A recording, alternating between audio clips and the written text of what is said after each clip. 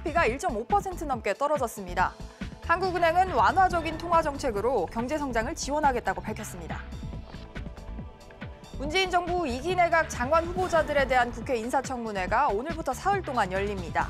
오전부터 열린 최정호 국토부 장관 후보자 청문회에서는 부동산 투기 의혹과 편법증여 의혹에 대한 질문이 집중되고 있습니다. 아시아나항공이 발행한 600억 원 규모의 회사채가 다음 달 8일 상장 폐지됩니다. 회사가 발행한 다른 채권에 투자한 투자자들의 불안감이 덩달아 커지고 있습니다. 그동안 택시회사나 렌터카 기업 등 일부만 구입할 수 있었던 액화 석유가스, LPG 자동차를 내일부터는 누구나 살 수 있게 됩니다. 미세먼지 저감 효과가 얼마나 될지 관심이 쏠립니다. 이상 이 시각 주요 뉴스입니다.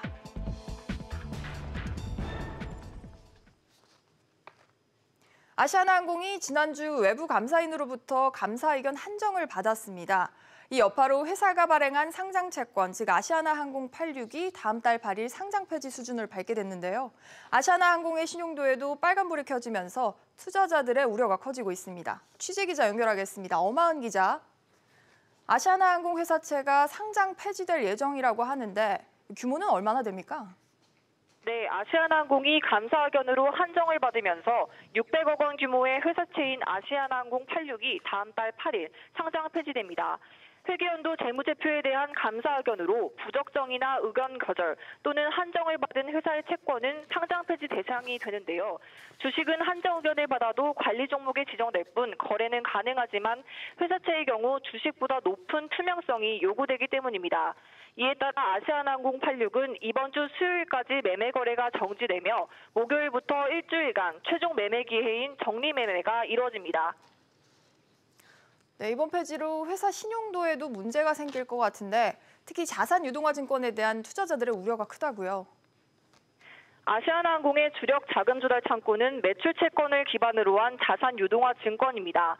아시아나항공이 미래에 수령하게 될 어음과 외상 등 미래 매출 채권을 유동화해 시중에 판매한 것인데요. 투자자들은 현재 트리플 B-인 아시아나항공 신용등급이 지금보다 한 단계 더 떨어지면 자산유동화증권을 조기 상환해야 하는 점을 우려하고 있습니다. 아시아나항공이 자산유동화증권을 판매할 때 국내 신용평가사 중 한 곳이라도 아시아나항공의 신용등급을 한 단계 더 낮추면 즉시 상환 조건이 발동된다는 특약을 걸었기 때문입니다. 즉 신용등급이 떨어지게 되면 모든 투자자들이 자금을 일거에 상환해야 한다는 구조입니다. 아시아나항공의 경우 자산유동화증권 발행 잔액이 1조 원이 넘는 수준으로 약 1조 원대 유동성 리스크가 불거질 수 있다는 지적입니다. 지금까지 SBS CNBC 엄하은입니다. 글로벌 경기 둔화 우려에 우리 금융시장이 출렁이고 있습니다. 코스피와 코스닥 모두 급락하면서 장 상황이 불안한 모습을 보이고 있는데요. 취재기자 연결해 보겠습니다. 김성현 기자. 네, 김성현입니다. 코스피가 1% 넘게 하락하면서 출발했다고요? 네, 그렇습니다. 코스피는 글로벌 경기 둔화 우려에 전거래일보다 1.29% 하락한 2158.8의 거래를 시작했습니다. 현재까지도 1%대 하락세를 유지하고 있는데요. 미국 국채 장단기 금리가 역전하는 등 경기 침체 공포가 불거진 여파로 안전자산 선호가 심화된 영향이 큰 것으로 분석됩니다. 유가증권 시장에선 외국인과 기관의 매도세가 하락을 주도했는데요. 외국인은 638억 원, 기관은 791억 원어치를 팔아치운 반면 개인은 홀로 1,471억 원을 순매수하고 있습니다. 코스닥 지수도 전거래일보다 1.41% 하락한 733.51에 시작해 1%대 하락세를 이어가고 있습니다. 네, 그런데 외환 시장 분위기는 정반대라고요. 네, 원달러 환율은 상승세인데요. 서울 외환시장에서 원달러 환율은 전거래일보다 4원 55전 상승한 1,134원 65전에 거래되고 있습니다. 장중에는 1,134원 50전까지 상승해 지난 18일 이후 가장 크게 올랐습니다. 미국 국채 3개월물 금리와 10년물 금리가 역전되면서 경제 둔화 우려가 나온 영향이 큰 것으로 분석됩니다. 지금까지 SBS CNBC 김성현입니다. 청와대가 경기 하강 우려를 나타냈지만 부양을 위해서 부동산 시장을 완화하지는 않겠다는 입장을 거듭 밝혔습니다. 류정훈 기자와 정확히 이야기 나눠보겠습니다. 류 기자. 네. 경기 침체에 대한 우려가 갈수록 커지고 있죠. 네, 그렇습니다. 그동안 우리 경제는 투자와 소비가 부진하지만 수출만큼은 괜찮다는 분석이 나왔었는데요. 그러나 이달 들어 20일까지 수출액이 지난해보다 4.9% 떨어지면서 280억 3,900만 달러를 기록했습니다. 이렇게 되면 지난해 12월부터 이달까지 넉 달째 수출이 떨어지게 될 전망입니다. 그렇군요. 이유는 뭔가요? 네, 이유는 반도체 부진이 가장 큰 원인인데요. 우리 경제는 수출 의존도가 높은 편입니다. 그중에 정보통신 기술은 우리나라 지난달 수출의 32%가량을 차지할 정도로 주력 수출 산업인데요. 그러나 지난해 12월 이후 반도체 가격이 하락하고 최다 수입국인 중국의 성장세가 둔화되면서 지난달 ICT 수출액은 1년 전보다 19% 급감했습니다. 이달 들어서도 반도체 수출액은 지난해보다 4분의 1 줄었습니다. 네, 이런 상황에서 올해 우리나라 경제에 대한 부정적인 시그널도 계속 나오고 있죠. 네, 그렇습니다. OECD에 따르면 우리나라 1월 수출은 1년 전보다 5.9% 감소했는데요. 그 결과 32개 나라 중에 수출 증가율로 우리나라가 26위를 차지했습니다. 한국경제연구원은 올해 우리나라 경제 성장률을 지난해보다 0.3%포인트 낮춘 2.4%로 하향 조정했습니다. 이건 정부가 올해 예측한 GDP 증가율과 OECD가 전망한 수치보다 낮습니다. 네, 류 기자, 이처럼 추경 가능성이 나오고 있긴 한데 청와대가 부동산 규제 완화에 대해서는 명확하게 선을 그었다고요. 네, 그렇습니다. 지난주 정부가 올해 추경 편성을 공식화해 현재 10조 원 안팎의 추경 편성이 검토되고 있습니다. 그런데 윤종원 청와대 경제수석은 어제 기자간담회에서 경제 여건이 좋지 않더라도 주택시장을 경기 부양수단으로 사용하지 않겠다고 밝혔습니다. 윤 수석은 고용은 어렵고 수출은 감소세를 보이고 대내 여건도 녹록지 않아 종합적으로 거시경제 하방 압력이 커졌다고 봤는데요. 윤 수석은 확장적 정책이 필요하다고 언급하면서도 서민과 중산층의 주거 안정을 위해 주택가격 하향 안정 기조는 계속 유지할 것이라는 입장을 밝혔습니다. 네, 류 기자 잘 들었습니다. 국회에 출석한 이주열 한국은행 총재가 향후 통화정책 방향에 대해서 완화 기조를 계속 유지하겠다고 밝혔습니다. 국회 연결하겠습니다. 김환진 기자. 네, 국회에 나와 있습니다. 네, 최근 미국 연준이 정책 금리를 동결하면서 우리 통화정책 방향에도 관심이 모아졌는데요. 이 총재가 결국 완화 기조를 분명히 했군요. 네, 이주열 총재는 오늘 국회 기획재정위원회 업무보고에 출석했는데요.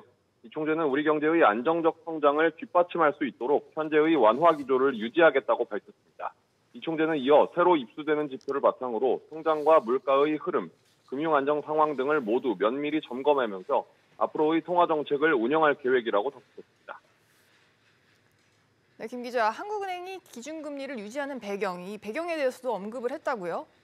네, 한국은행은 지난해 11월 1년여 만에 기준금리를 올린 이후 현재까지 연 1.75%를 계속 유지하고 있는데요.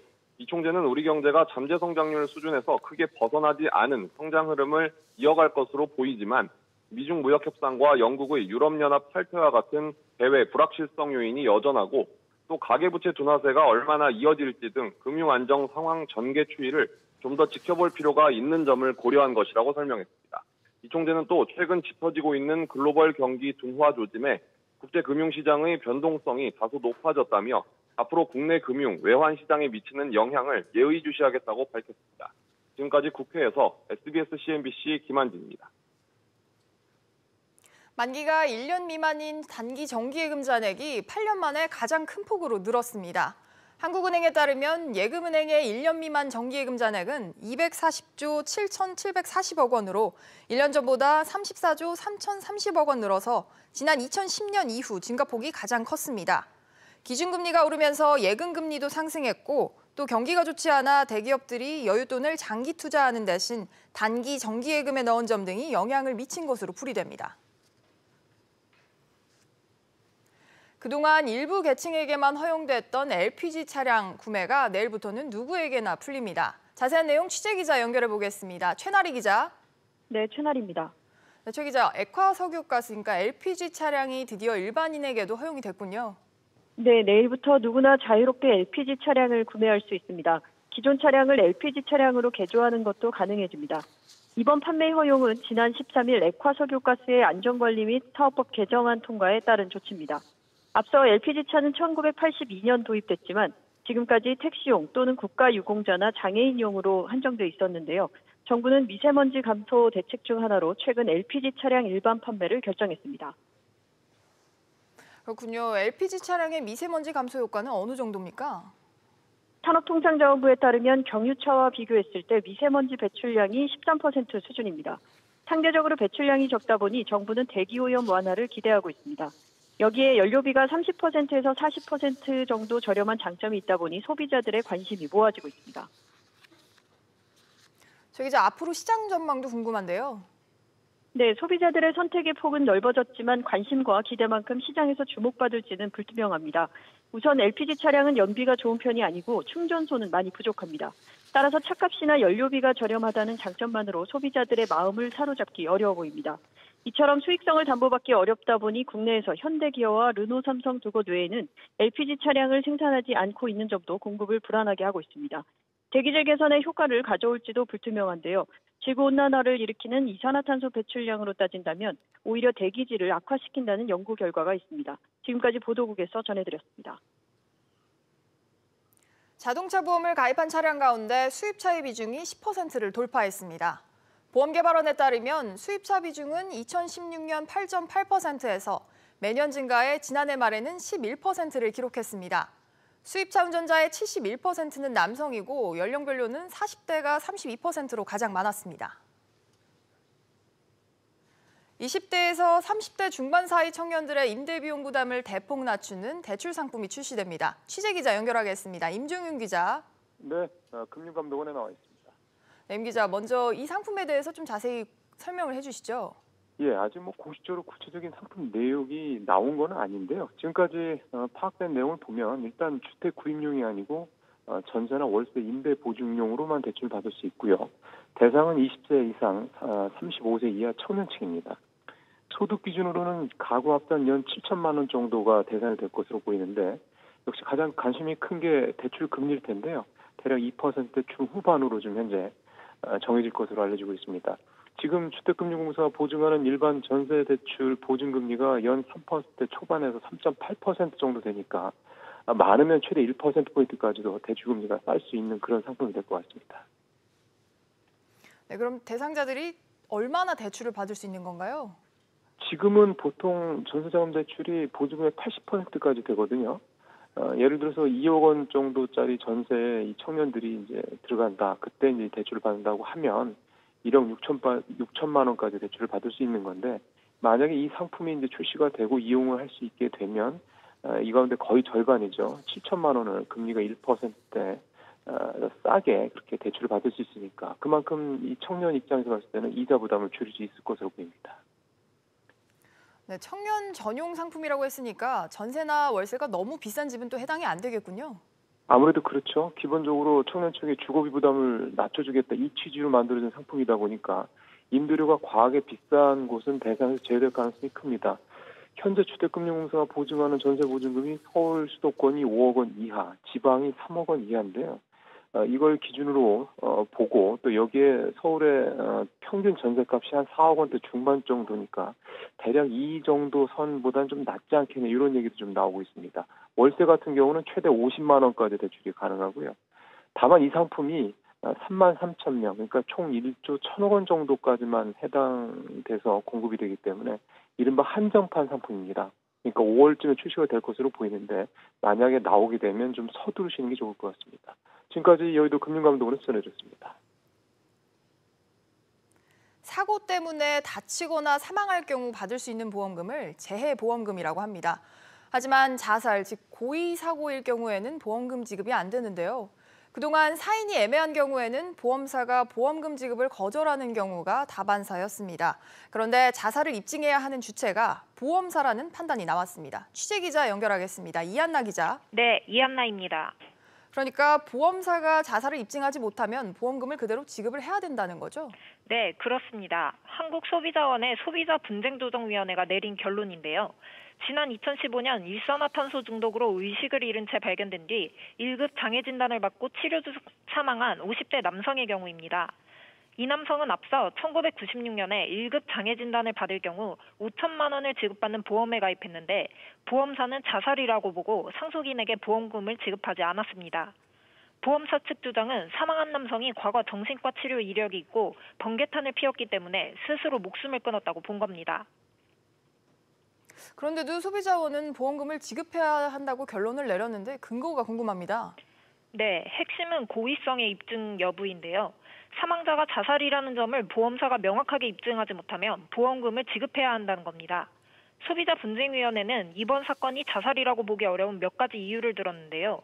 우선 사망한 남성은 사고 발생 20일 전에 종합건강검진을 받았고 사고 전날까지 직장 동료와 평소처럼 문자를 주고받았습니다. 또 유서도 없었고 A씨의 집에서 발견된 물질이 번개탄이라고 단정하기 어렵다는 점 등을 들어 보험사가 자살을 명확하게 입증하지 못했다고 봤습니다. 앞서 대법원은 지난 2001년 보험사가 자살을 입증할 책임이 있다는 판결을 내린 적이 있는데 이번 결정 역시 동일선상에서 나온 것으로 풀이됩니다. 지금까지 보도국에서 전해드렸습니다. 채용 비리와 쪼개기 후원금 의혹을 받고 있는 KT가 이번에는 정관계 인사 등을 경영고문으로 위촉해서 고액의 자문료를 주고 로비에 활용했다는 의혹이 불거졌습니다. 자세한 내용 취재기자 연결하겠습니다. 김성훈 기자. 네, 김성훈입니다. 네, 이번에는 KT가 민원 해결을 위해서 로비를 했다는 주장이 제기됐죠? 네, 국회 과학기술정보방송통신위원회 소속 이철희 의원은 KT가 지난 2014년 1월 황창규 회장 취임 후 14명의 경영고문을 위촉해 로비에 활용했다는 의혹을 제기했습니다. 이 의원이 공개한 명단에는 정치권 인사와 군장성, 전직 지방경찰청장과 고위공무원 등이 포함됐는데요. 이들은 많게는 한 달에 1,300여만 원을 자문료 명목으로 받으며 KT에서 자문역과 연구위원 등의 직책으로 활동한 것으로 알려졌습니다. 이 의원은 유료방송 합상규제 논의나 황 회장의 국감 출석 등 KT에 민감한 현안이 있을 때 집중적으로 경영고문들이 위축됐다며 로비 활동 가능성을 의심했습니다. 네, 김 기자, 이번 일에 대해서 노조 측은 어떤 입장입니까? 네, KT 새 노조는 어제 성명서를 발표했는데요. 황 회장이 자문료의 출처와 지급 규모 전체를 밝혀야 한다고 주장했습니다. 동시에 오는 29일로 예정된 정기주주총회 이전에 황 회장이 사퇴를 주장했습니다. 네, 관련해서 국회 청문회 개최도 난항이 예상되고 있죠. 네, 국회 과방위는 KT 아현지사 화재 사건 원인 규명을 위한 청문회를 다음 달 4일 열 예정이었는데요. 채용 특혜 의혹 등 청문회에서 다룰 내용의 범위를 두고 여야 간 공방을 벌이고 있어 현재 개최가 불투명해진 상황입니다. 지금까지 SBS CNBC 김성훈입니다. 현재 일하고 있지 않은 기혼 여성의 절반 이상이 취업을 원하는 것으로 조사됐습니다. 이런 가운데 정부와 주요 경제단체들은 기업 내 남녀 차별 없애기에 나섰습니다. 취재기자 연결하겠습니다. 김영교 기자. 네, 김영교입니다. 네, 전업주부들이 다시 취업을 원한다고 하는데 이유가 뭡니까? 네, 주로 양육비와 교육비 등 생활비 때문이었는데요. 한국보건사회연구원이 취업하지 않은 4,648명의 기혼 여성을 대상으로 조사를 했습니다. 이들 중 75%가 향후 취업할 의향이 있는 것으로 나타났습니다. 연령이 낮고 학력이 높을수록 또 가구 소득이 적을수록 취업 의향이 큰 것으로 나왔는데요. 취업하려는 이유는 주로 양육비나 교육비, 생활비를 충당하려는 게 전체의 56.6%로 절반 이상을 차지했습니다. 비취업 기혼 여성이 현재 일을 하지 않는 이유로는 육아가 60%로 가장 많았습니다. 네, 이런 가운데 여성의 사회생활의 지속성을 높이기 위해서 정부와 경제단체들이 직접 나선다고요? 네, 여성가정부는 오늘 대한상공회의에서 10개 경제단체와 민간 부문 여성 대표성 제고를 위한 성별균형 포용성장 파트너십 업무 협약을 체결했습니다. 여가부와 경제단체는 실무기획단을 구성해서 관련 성별 형평성을 확보하기 위한 사업을 체계적으로 추진하기로 했는데요. 단체별로도 성별 다양성 확보를 위한 방안을 마련합니다. 그렇군요. 김 기자, 그런데 이렇게 정부와 경제단체가 직접 나서게 된 배경도 궁금한데요. 네, 이번 협약은 미래시대 변화하는 환경에 유연하게 대응하기 위해선 기업 문화 개선이 함께 이뤄져야 한다는 취지에서 마련됐습니다. 우리나라 여성 경제활동 참가율은 지난해 52.9%까지 높아졌지만 여성 임원 비율은 여전히 낮아서 의사결정 영역에서 성별균형 수준을 높일 필요가 있다는 지적이 제기됐습니다. 앞서 영국 시사주간지 이코노미스트가 조사한 유리천장 지수에서 우리나라는 OECD 29개 회원국 가운데 7년 연속 최하위를 기록했는데요. 우리나라 여성 임원 비율은 2.3%로 OECD 평균인 22.9%에 크게 못 미쳤습니다. 지금까지 SBS CNBC 김영규입니다. 최정호 국토교통부 장관 후보자에 대한 인사청문회가 지금 국회에서 열리고 있습니다. 다주택 보유와 이른바 꼼수 증여 등 각종 논란에 대한 날선 질문이 쏟아졌습니다. 취재기자 연결하겠습니다. 박연신 기자. 네, 박연신입니다. 최정호 후보자가 논란에 대해서 어떤 입장을 밝혔습니까? 네, 최정호 국토교통부 장관 후보자는 모두 발언부터 자신을 둘러싼 논란에 대해 사과했습니다. 최 후보자는 부동산 보유 등과 관련해 질책해 주신 사항에 대해서 무거운 심정으로 받아들이며 진심으로 송구하다고 밝혔습니다. 그러면서 실거주 목적으로 주택을 보유했으나 국민 눈높이에 맞지 않았다면서 삶과 인생 전반을 무겁고 진지하게 되돌아보게 됐다고 말했습니다. 앞서 최 후보자는 장관 지명 직전까지 분당의 아파트와 서울 잠실 아파트, 세종시 펜트하우스 아파트 분양권 등을 보유했고 이 가운데 분당 아파트는 딸 부부에게 증여한 뒤 임대차 계약을 맺어 논란이 됐습니다. 그렇군요. 부동산 정책과 관련해서는 어떤 내용이 나왔습니까? 최 후보자는 우선 주택 정책과 관련해 계층이나 세대를 막론하고 주거와 교통, 안전 등 핵심 서비스에서 어느 세대도 소외되는 일이 없도록 하겠다고 밝혔습니다. 특히 촘촘한 주거 복지에 역량을 집중하고 주택 시장의 안정세가 더욱 확고해질 수 있도록 실수요자 중심의 안정적 시장 관리를 해 나가겠다고 말했습니다. 아울러 공공임대주택 품질을 높이는 한편 공급을 강화하겠다고 덧붙였습니다. 또 앞서 서면 질의 답변에서도 언급한 광역교통 시스템 확충으로 수도권 출근 시간을 획기적으로 줄이겠다는 포부도 밝혔습니다. 지금까지 보도국에서 전해드렸습니다. 이른바 환경부 블랙리스트 의혹 문건으로 검찰 수사를 받는 김은경 전 환경부 장관의 구속 여부가 이르면 오늘 결정됩니다. 서울 동부지법은 박정길 영장전담 부장판사의 심리로 김 전 장관에 대한 구속 전 피의자 신문을 진행합니다. 검찰이 문재인 정부의 장관 출신 인사에게 구속영장을 청구한 것은 이번이 처음입니다. 근로소득과 사업 또 금융소득을 합친 통합소득 상위 0.1%는 연평균 14억 7천여만 원을 버는 것으로 조사됐습니다. 국세청에 따르면 2017년 기준 상위 0.1% 소득자 2만 2천여 명의 평균 소득은 14억 7,402만 원으로 전체 소득 신고자의 중간인 중위소득자의 2,301만 원보다 64배 높았습니다. 전체 소득 중 상위 0.1%가 차지하는 비중도 2012년 4%에서 2017년 4.3%로 늘어서 소득 양극화가 더 심해진 것으로 나타났습니다. 지난해 서울 지하철에서 승객 1인당 510원씩 적자를 본 것으로 나타났습니다. 서울교통공사에 따르면 지난해 서울 지하철 1인당 수송 원가는 1,456원으로 평균 운임은 946원을 기록해 1인당 510원의 적자가 발생했습니다. 이는 물가와 인건비 상승 등으로 수송비 비용은 늘었지만 전체 탑승객의 15%를 차지하는 무임승차 등으로 수송 수입이 늘지 않았기 때문인 것으로 풀이됩니다. 증시 상황입니다. 글로벌 경기 침체에 대한 우려감이 계속되면서 국내 증시는 오늘 계속해서 하락세 보여주고 있습니다. 코스피 1.67% 내림세 2,150포인트의 거래가 되고 있고 코스닥 역시 1.4% 내림세입니다. 733포인트에 거래되고 있습니다. 오늘 주목해보실 종목들 차례대로 살펴보도록 하겠습니다. 우선 현대차입니다. 올해 수소차 10,000대 생산을 위해 생산 설비를 앞당긴다는 소식이 나왔지만 호재로 작용하진 못했습니다. 2.83% 내림세 보여주고 있습니다. 대한항공 역시 하락세입니다. 이번 주 수요일 주주 초계를 앞두고 있는데요. 조양호 회장의 등기이사 연임 여부에 이목이 집중되고 있는 상황입니다. 현재 2.3% 내림세 보여주고 있습니다. CJ 대한통운 같은 경우에는 지금 주주총회를 마쳤는데요. 현재 1.16% 내림세 보여주고 있고요. 오늘 상승하는 종목 중에는 삼성화재가 있습니다. 브라질 법인을 청산하기로 결정을 하면서 현재 1%가량 오르고 있습니다. 지금까지 증시 상황이었습니다. 오늘 백브리핑 시시각각은 여기까지입니다. 시청해주신 여러분 감사합니다.